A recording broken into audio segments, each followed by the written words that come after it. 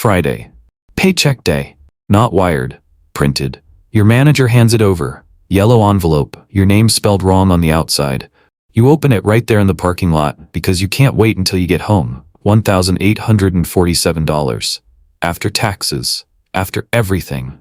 You sit in your car, engine off, radio off, looking at this thin piece of paper thinking, okay, I think I'm actually doing all right. Not rich, but all right. And right now in that parking lot, there are two versions of you. Same envelope, same name spelled wrong, same $1,847. From here, almost everything is the same. Almost. Path A pulls out of the lot and drives straight to the dealership. No plan going in, but the lot is all lit up on a Friday evening, and something about those lights feels like you've been waiting to collect something, and maybe this is where you collect it. Salesman's name is Joel. Nice shoes, firm handshake. He asks what you're looking for, like your answer actually matters to him.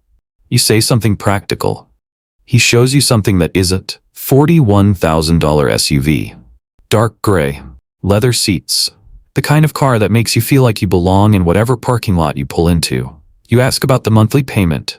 Joel slides a sheet across the desk.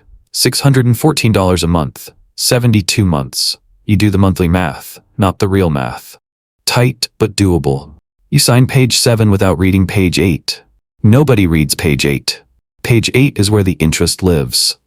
$11,200 quietly added onto a price you were already overpaying. That night, you post a photo. Keys on the steering wheel. No caption. 43 likes by morning. Path B goes home, makes dinner, opens a laptop while the food is cooling, types how to open a brokerage account, third time this month, but this time doesn't close the tab. 40 minutes later, $600 is sitting in an index fund tracking the S&P 500. Expense ratio, 0.03%. Tells nobody, nothing to photograph. Confirmation email arrives at 9:47 p.m. Path B reads it once, closes the laptop, goes to bed. There's one thing worth saying about this moment. Path A didn't make a stupid decision, made a human one. Your brain, everyone's brain, sees $614 for a car you can touch right now as more rational than $600 disappearing into an account you won't see for 30 years. That's not a character flaw. That's just how the wiring works. Path B didn't win this moment by being smarter. Path B set up an automatic transfer before dinner, before driving past the dealership, before Joel. The machine doesn't argue with your psychology. It takes what you give it. Email comes in on a Tuesday morning. Subject, compensation adjustment, effective next pay period, $11,000 a year. After tax, about $680 a month. Both of you read it, sit with it. Feel what it feels like to watch a number go up. Then comes the reflex. Path A doesn't think of it as upgrading. You think of it as catching up. The apartment has a bathroom door that doesn't close all the way, and a neighbor whose TV bleeds through the wall after 10. Moving isn't luxury, it's just correct. New place is $940 more a month. Quieter. Door that closes, a second room that's finally yours. Reasonable, because it actually is reasonable. Lease on the car renews right around the same time. Joel emails, of course he does. Minor upgrade, 62 more a month. You say yes before calculating what you just agreed to. Then a weekend trip, then dinners at places where you stop checking the total before you hand over the card. By December the raise is gone, not spent on one thing. Dissolved into a life that quietly expanded to receive it. Sunday night, bank app. The number in checking is almost identical to 4 years ago. More income. Same pressure. You close the app. Tell yourself, January will be different. January is not different. Path B reads the same email. Closes it, opens the brokerage account. Changes the automatic transfer from $600 to $1,280 a month, the full after-tax raise, rounded up. 4 minutes. Then coffee. Same apartment. Same car. Same routine. But there's one Friday night around this time where Path B almost cancels the transfer. Just sitting there staring at the number. A friend just booked a trip to Portugal. Someone from work bought a condo. The account is growing, but it doesn't feel like anything yet. $1,280 is a lot of nothing to show for it. 10 minutes pass. Path B closes the app without changing anything. Not from discipline. because canceling the transfer would have taken more effort than letting it run. The schedule was already set. Stopping it required logging back in, navigating, confirming twice. Couldn't be bothered. Sometimes that's enough. By the end of year 2, Path B's account holds $41,000, and something small is happening inside it that won't feel significant for years. Dividends reinvesting automatically. Every quarter, a small payout buys more shares. Those shares generate their own payouts, which buy more shares. In year 2, dividend reinvestment adds maybe $400. $400 is nothing, except it's the first time money made money while both versions of you were doing something else entirely. The first brick of a wall that will eventually be large enough to stand behind. Path A has a bathroom door that closes and a car that smells new. Both real. Only one compounds. Letter arrives in a regular envelope, white, bank logo in the corner, your name in the little window, pre-approved, up to $380,000. You open it at the mailbox, read it once, fold it back, walk inside and put it on the kitchen counter. $380,000. The bank decided what you can afford before you decided you were ready to buy. They ran numbers, produced a ceiling, called it an opportunity. Both versions of you standing in the kitchen, holding that letter in the same week. What you do with it is everything. Path A makes an appointment. 4 houses on a Saturday. First 3 are fine. The 4th is different. Cul-de-sac. Gated community. 4 bedrooms. High ceilings in the entryway, the kind where your footsteps echo just slightly, and something about that echo feels like proof that you made it. $294,000. Monthly payment, $1,912. You look at the master bathroom, the backyard, the master bathroom again. Offer that weekend, accepted by Monday. Closing takes 6 weeks, 41 pages. You understand maybe 12. On the drive home, you stop at a hardware store and buy a welcome mat. Not because you need one, because it feels like the right gesture. Something small that says, "This is mine now." The mat costs $22. The interest over 30 years costs $109,000. Only the mat feels real. The 3rd bedroom becomes a gym. 6 weeks of regular use. Then, less. Then it's the room where things go that don't have a place yet. You can see the equipment from the hallway. You tell yourself you'll get back to it. Path B doesn't buy that house. Not because they can't. Same letter sitting on the same kitchen counter. Asks a different question. Not what can I afford? The bank already answered that. But what does this money do if I don't put it toward a mortgage I don't need yet? 3 Sundays, reading about real estate as investment rather than real estate as home. Finds a 1-bedroom condo 15 minutes east of downtown. Area isn't beautiful yet. New coffee shop on the corner, construction site 2 blocks over. The specific energy of a neighborhood that hasn't decided what it's going to be. Purchase price, $168,000. Doesn't move in. Rents it to a woman named Teresa, who pays $1,050 a month and has never been late in 2 years of previous renting. Path B verified this. Called her previous landlord on a Tuesday evening. Asked 3 questions. Teresa moves in. Path B stays in the apartment. Mortgage on the condo, $840 a month. Teresa covers it, plus $210. Path B's housing cost, unchanged. Real estate position. Cash flow positive from day 1. There's an afternoon around this time where Path A is sitting in the backyard. Sunday. Good weather. Chair bought specifically for this yard. Drink in hand, looking at something that genuinely belongs to them. For a moment, just a moment, it's exactly what they imagined. The quiet, the space, the thing they always said they wanted. This is real. It's not a mistake. Path B doesn't have this at 30. Path B has a spreadsheet in an apartment that isn't theirs. Numbers that don't produce any particular feeling. A machine running in the background with nothing visible to show for years. The backyard is better right now.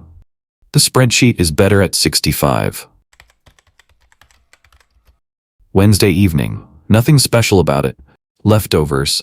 Something forgettable on a screen. Brush teeth. Then the app before bed. The way it's become less about anxiety and more about a specific low-level satisfaction. A number that moves in one direction. The number just crossed $350,000. Phone face down. Pick it up again. Still 350,000, nobody to tell. Nobody who would really understand what this number means. Not what it is right now, but what 350,000 at 35 becomes at 55. The calculation has been done several times. Light off, lie in the dark, not from excitement, from something quieter, watching something you built start building itself. Both versions of you are 35 now. Similar salaries. Path A actually earns slightly more. The confidence that comes from a nicer house and newer car has a way of showing up in negotiations. Path A asks for more because Path A looks like someone who has more. This is real. It matters. But looking like you have more and actually having more are two different machines. At 35, the gap is finally large enough to feel. Path A's 401k holds $88,000. Contributing 4%, employer matches 8% total. Not nothing. But the default fund has an expense ratio of 1.1%. 1.1% sounds like nothing. On $88,000, that's $968 a year. Not paid as a fee you ever see, just a quiet drag on every return. Automatically, every year. Over 30 years, that 1.1% doesn't cost $900. It costs somewhere between $60,000 and $90,000 in lost compounding. Path A doesn't know this. Nobody mentioned it. The fund was picked by an HR administrator years ago because the fund company offered the best onboarding package for small businesses. That's just how it works. Path B knows. Not from being smarter. From one Sunday afternoon 3 years ago, going down a minor rabbit hole about expense ratios while doing something else entirely. One article, one number, specific enough to be alarming. Next morning, logged into the 401k portal, found a total market index fund. Expense ratio 0.03%. Moved everything, 11 minutes. Nobody at work knows, nothing to say about it. An 11-minute decision that compounds quietly for 30 years. It doesn't make a story, it just makes money. But there were months in year 3 and 4 where the market went backward. Path B watched the account drop 14% over 11 weeks. Numbers that took years to build, gone in a quarter. 1 month. The market wiped out more than Path B's entire contribution for the year. Didn't sell. Not from courage. From something more practical. Selling would have required making a decision, and the whole setup was built to require as few decisions as possible.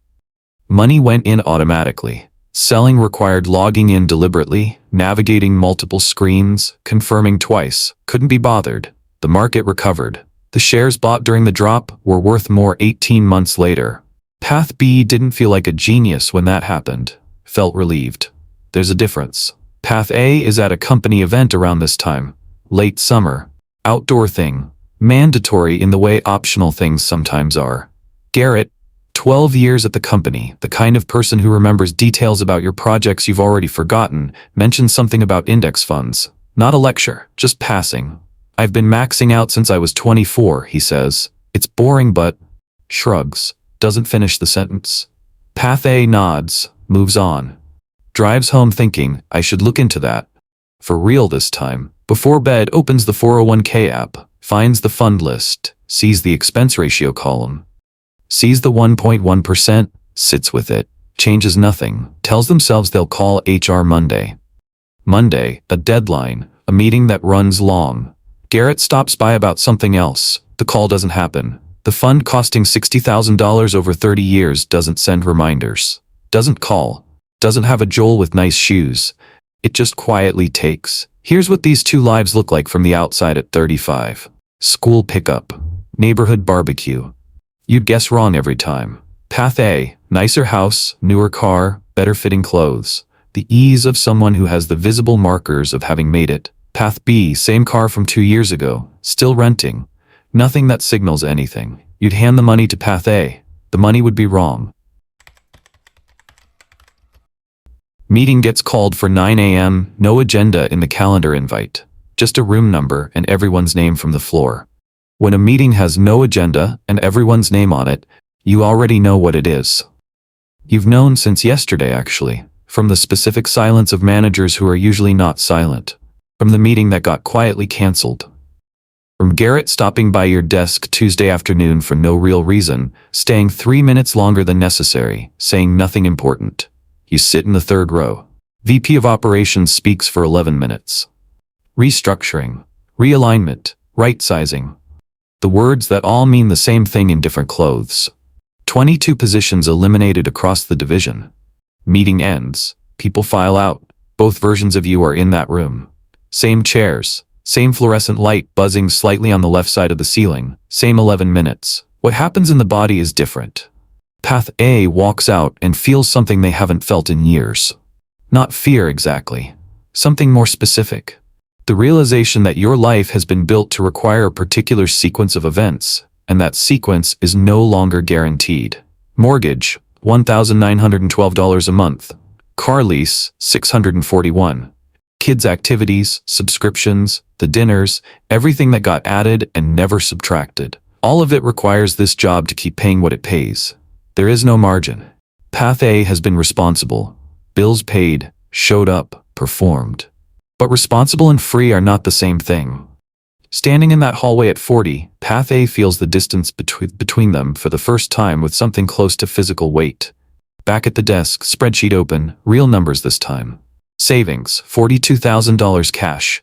401k, $161,000. Home equity, approximately $144,000, but locked. Selling means moving. Moving means decisions not ready to make. Total accessible if the job ends tomorrow, $42,000. At current monthly expenses, about 5 months. 5 months is not enough to be calm. 5 months is enough to be careful. Path A closes the spreadsheet, opens email, starts working harder than usual for the rest of the week. Not from ambition. From something that looks like ambition from the outside. Path B walks out of the same room, sits back at the desk. Opens the brokerage account, not to check the balance, but to confirm a specific number. Total invested assets, $783,000. 4% withdrawal rate, $31,320 a year. $2,610 a month. Plus rental income from the condo. Mortgage has been paying down for 10 years. Net cash flow now $340 a month. Combined approximately $2,950 a month. Without touching the principal. Monthly expenses, $3,100. The gap between what the portfolio produces and what's needed, $150, $150. That's the number between Path B and never needing this job again. Not zero. Not yet. Close enough to feel. Path B doesn't leave. Stays, keeps working. Job is interesting enough. Colleagues are mostly good. Garrett is 2 desks over, still not finishing sentences, still usually right. The difference isn't behavior, it's the question underneath the behavior. Path A stays because they have to. Path B stays because they want to. Same badge, same coffee, same Monday morning, but one of them carries something the other doesn't. Not money, options. And options, real ones, calculated ones, confirmed on a Tuesday morning in a spreadsheet, change everything about how you move through a room, how you talk in meetings, how you sit across from a VP saying restructuring in a voice trying not to sound like what it is. There's a kind of tired Path A carries around this time that has nothing to do with hours. It's the tiredness of maintaining. Every month the bills come. Every month they're paid. Cycle resets. Nothing moves. The baseline doesn't fall. Path A isn't failing, the baseline just never rises, and closing the gap now would mean redirecting money that's already committed. The mortgage, the lease, the version of yourself you've been presenting for 17 years. Smaller apartment, older car, visible reduction. At 23, nothing was established. Anything could be chosen. At 40, everything already means something to someone. So Path A maintains. And maintaining, when you needed to be building, is its own quiet crisis. It just feels like a Tuesday. 6 weeks after the announcement, individual notifications go out. Garrett's name is on the list. 12 years. Never missed a deadline. The kind of institutional knowledge that takes a decade to build and an email to eliminate. Path A takes him to lunch that Friday. Booth. Bad lighting. Coffee that comes without asking. Garrett is calm in the way people are calm when they've already done their calculating. I'll be fine, he says.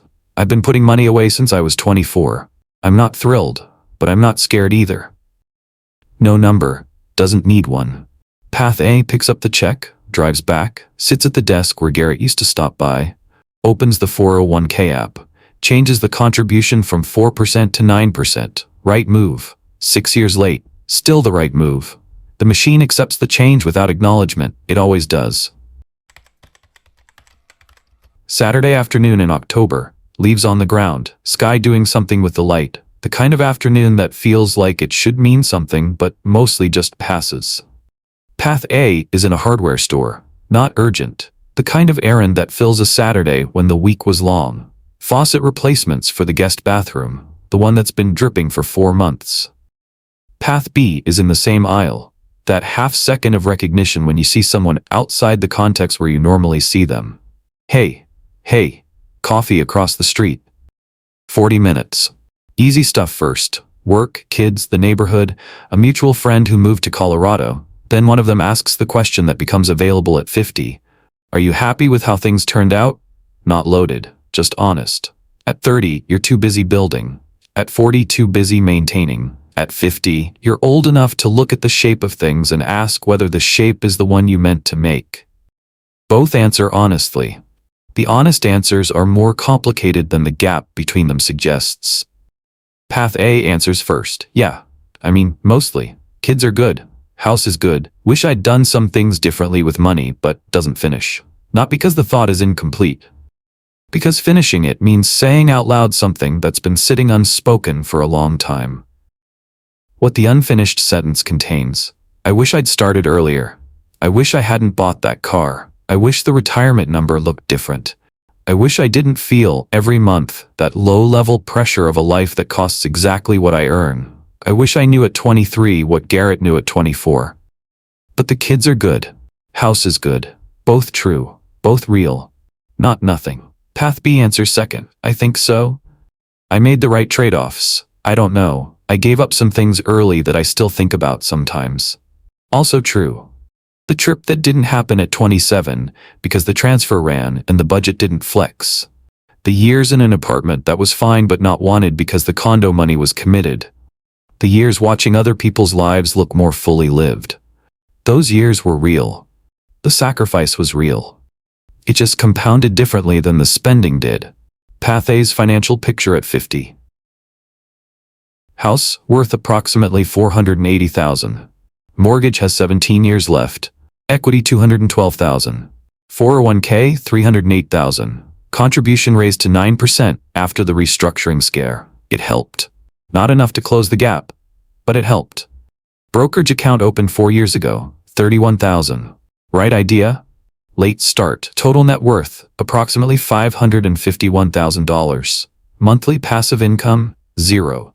The job is required. Not by anyone else, by the math. By the mortgage and the lease and the life built around a specific monthly input. $551,000 at 50 is better than most Americans manage. The retirement calculators confirm it's workable, with adjustments, with Social Security, with some reduction in expected lifestyle. Workable. That's the word. Path A built a workable life. Path B's financial picture at 50. Brokerage, $890,000. Roth IRA, $294,000. Tax-free, still compounding. 401k, $367,000. Expense ratio, 0.03%.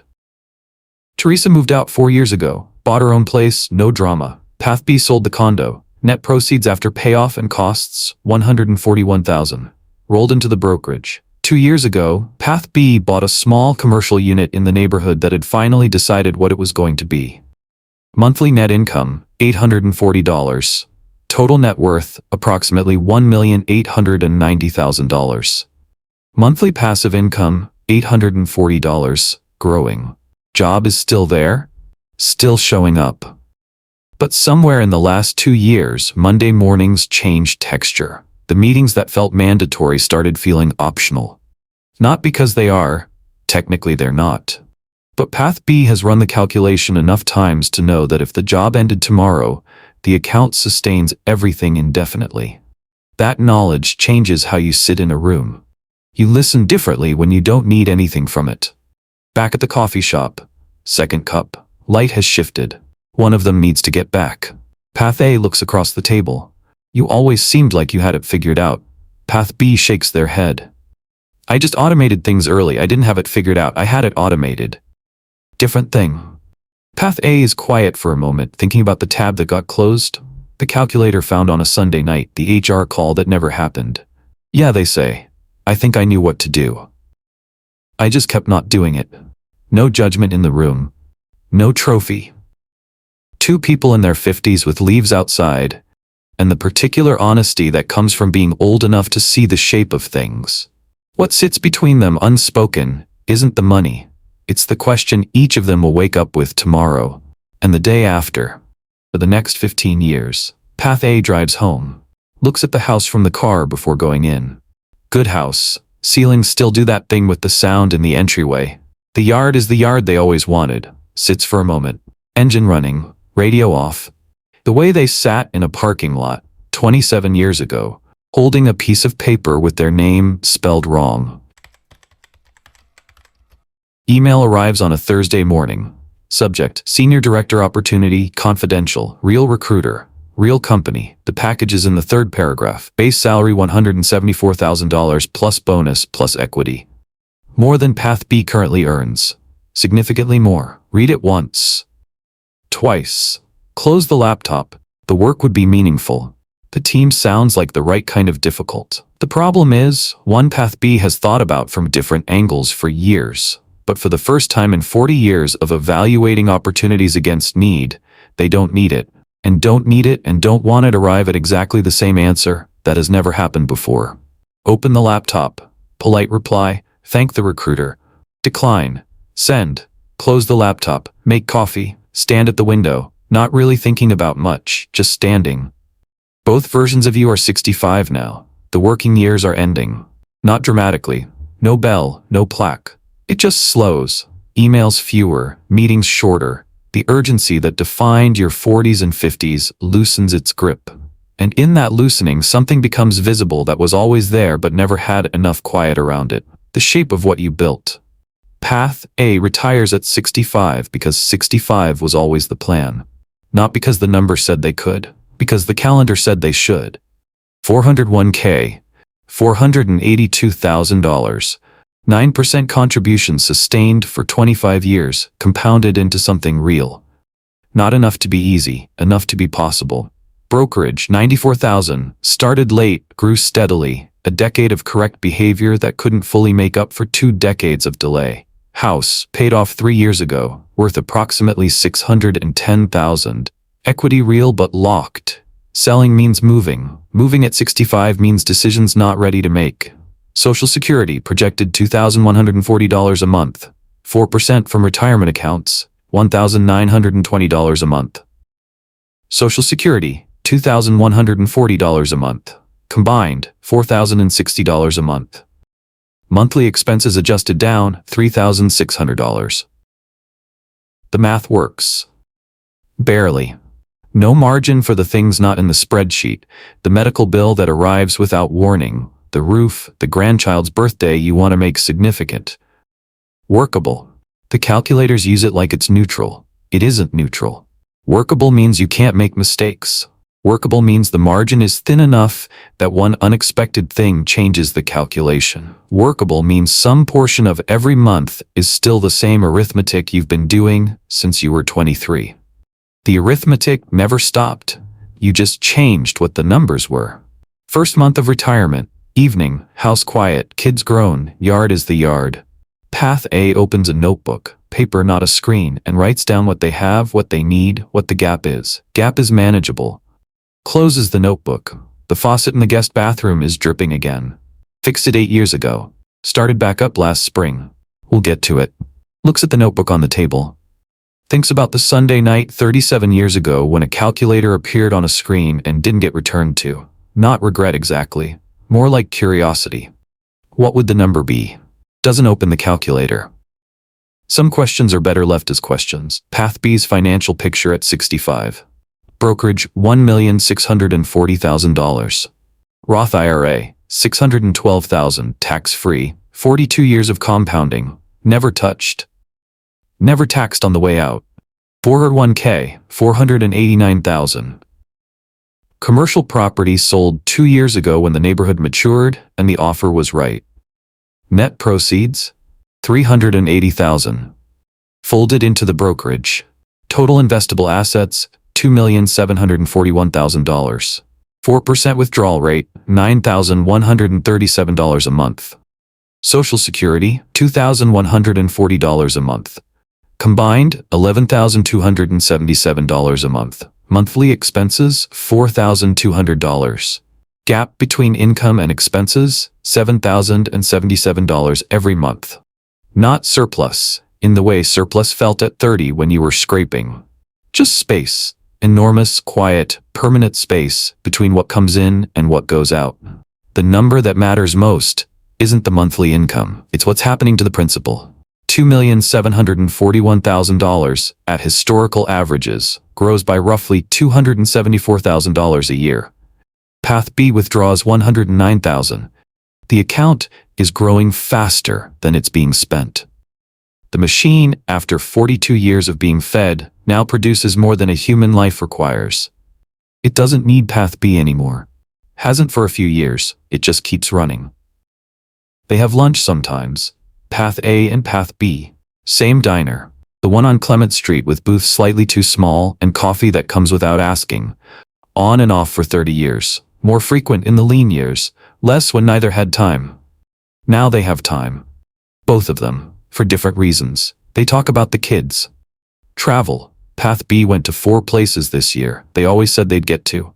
Path A went to 1, a family trip, scheduled around school calendars and a retirement income without much room for impulse.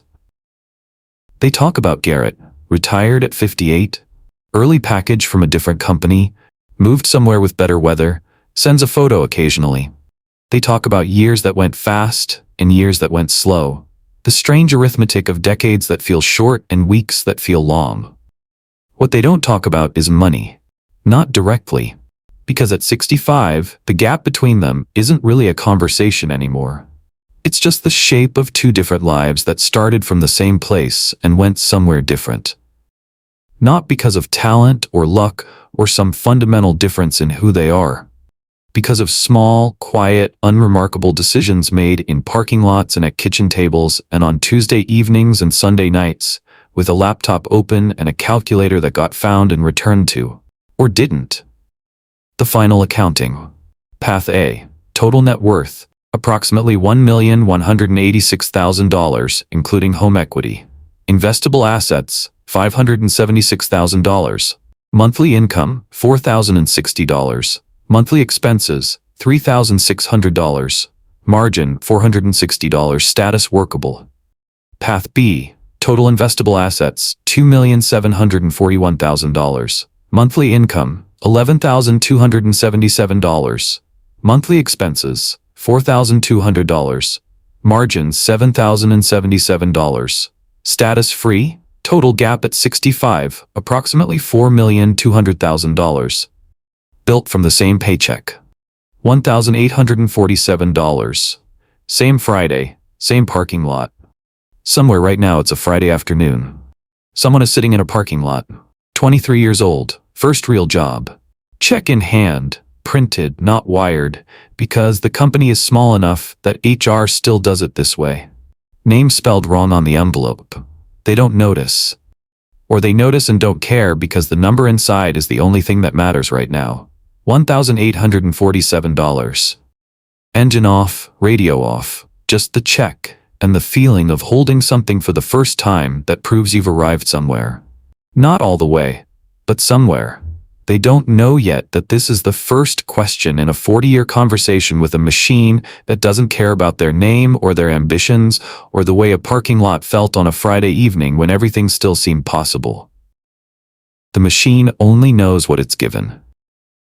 And what it's given in the next 30 minutes. Before dinner, before the dealership lights, before Joel and his nice shoes, before the life starts expanding to fill whatever space they make for it. That's the only thing the machine will remember. Not the feeling, not the intention, not the "I'll start next month," not the Sunday night calculator that closed when the browser updated, just the number. And what was done with it. Before the weekend started. Before the question became harder to answer. The check doesn't know what you'll do with it. It never does. But the machine remembers everything.